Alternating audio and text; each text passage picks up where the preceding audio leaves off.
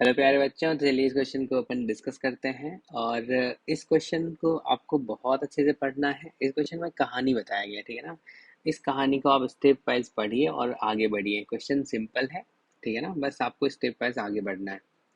पहला देखिए, इसने क्या बोला है, ए 3 डिजिट्स नंबर, ठीक है ना, whose conjugative numbers form a GP. बिल्कुल सही है। तो सबसे पहला काम हम लोग ऐसा करें जी, ये जो 3 डिजिट का नंबर है वो अपन लेट कर लेते हैं भाई। वो नंबर क्या है अपना, XYZ है, ठीक है। और दूसरा इसने बोला है जो ये किस फॉर्म में है भाई, जीपी के फॉर्म में है।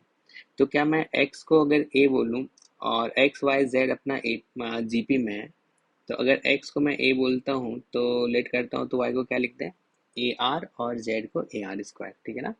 इस जीपी का फर्स्ट टर्म a है, कॉमन रेशियो r है। अब सोचो, अगर कोई नंबर जो है एक्स वाई जेड के फॉर्म में है तो क्या इसको मैं लिख सकता हूँ जेड प्लस 10y + 100x। अब देखिए, जेड के प्लेस पे आप क्या रख दोगे, AR² रख दोगे, ठीक है ना। और वाई के प्लेस पे क्या रख दोगे, AR रख दोगे, ठीक है ना। एक्स के प्लेस पे क्या आ जाएगा, ए आ जाएगा। तो यानी कि आपका नंबर जो है कुछ इस तरीके से दिखेगा। अब पहला स्टेप तो आपने वो पढ़ा जो है, ये जीपी के फॉर्म में है, ठीक है ना। अब सेकंड पढ़ते हैं। इसमें सब्ट्रैक्ट कितना, 792, ठीक है ना। From this number we get a number consisting the same digit, ठीक है ना, रिटर्न इन रिवर्स ऑर्डर, ठीक है। मतलब अब आप देखिए इस सेकंड स्टेप में क्या बोला, ये जो तुम्हारा नंबर है एन, एन यानी कि XYZ, अगर तुम XYZ में 792 सब्ट्रैक्ट करोगे तो ये डिजिट पलट जाएगा, ठीक है ना, रिवर्स ऑर्डर में हो जाएगा। तो यानी कि जो लास्ट में जेड था वो फर्स्ट पे आ जाएगा, मिडल में तो कोई चेंज नहीं होने वाला है। और ये जो एक्स जो कि फर्स्ट प्लेस पे था, वो क्या हो जाएगा आपका, लास्ट प्लेस पे चला जाएगा। क्लियर है। तो बस हमने इसको पलट दिया। तो अब सोचो, जैसे तुमने इस XYZ को क्या लिखोगे आप, यही लिखोगे ना, Z + 10y + 100x, ठीक है ना। और इस साइड भी अपन क्या लिख सकते हैं, X + 10y + 100z लिख सकते हैं। यहाँ से आपको दिख रहा होगा ये 10y और 10y कैंसिल आउट हो जाएगा, और हमने एक साइड शिफ्ट कर दिया। अगर एक साइड शिफ्ट करेंगे तो यहाँ पे क्या हो जाएगा, 99x हो जाएगा। और ये अगर इधर आएगा तो आपको पता है क्या हो जाएगा, -99z हो जाएगा। अब 99 आप कॉमन ले लो, और 99 कॉमन लेके आप इसको कैंसिल कर सकते हो, कितना आएगा, 8 के इक्वल आएगा, ठीक है। तो x क्या था अपना, a था, और z क्या है, AR² है, तो हमने लिख दिया a - AR² = 8। अब a कॉमन ले लेते हैं, ठीक है ना। तो a कॉमन लेंगे तो क्या आ जाएगा, 1 - R² = 8 आ जाएगा। मतलब पहला इक्वेशन अपने को एक मिल चुका है। हाँ, क्योंकि हमें अगर ये नंबर चाहिए तो हमें a भी चाहिए होगा और r भी चाहिए होगा। ओके। अब सेकेंड स्टेप्स का पढ़ते, मतलब थर्ड स्टेप। ओके। तो थर्ड में इसने क्या बोला है, no no if we increase second digit, ठीक है ना, द रिक्वायर्ड नंबर बाय 2, ठीक है ना। बोला the resulting number will be form an AP. Okay.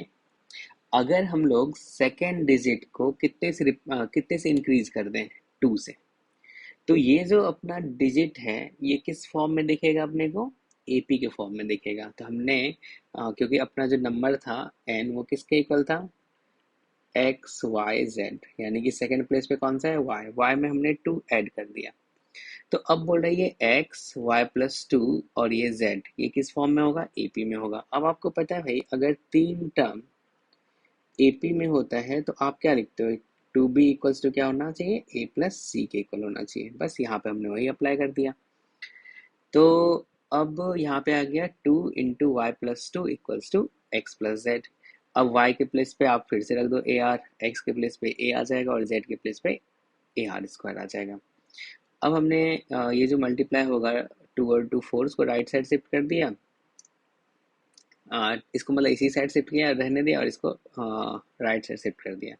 तो हमें ऐसा मिला, ठीक है ना। इसमें एक कॉमन ले लिया। एक कॉमन लेते ही अपने को ये दिख रहा है भाई, ये तो r - 1 का होल स्क्वायर है, तो हमें सेकेंड रिलेशन भी मिल गया। अब सोचिए, इन दोनों इक्वेशन से हमें क्या चाहिए, ए चाहिए और आर चाहिए। हमें क्लियरली दिख रहा है जो अगर आप डिवाइड करोगे तो ए कैंसिल हो जाएगा और आर में रिलेशन आएगा, वहां से आर अपन फाइंड कर लेंगे।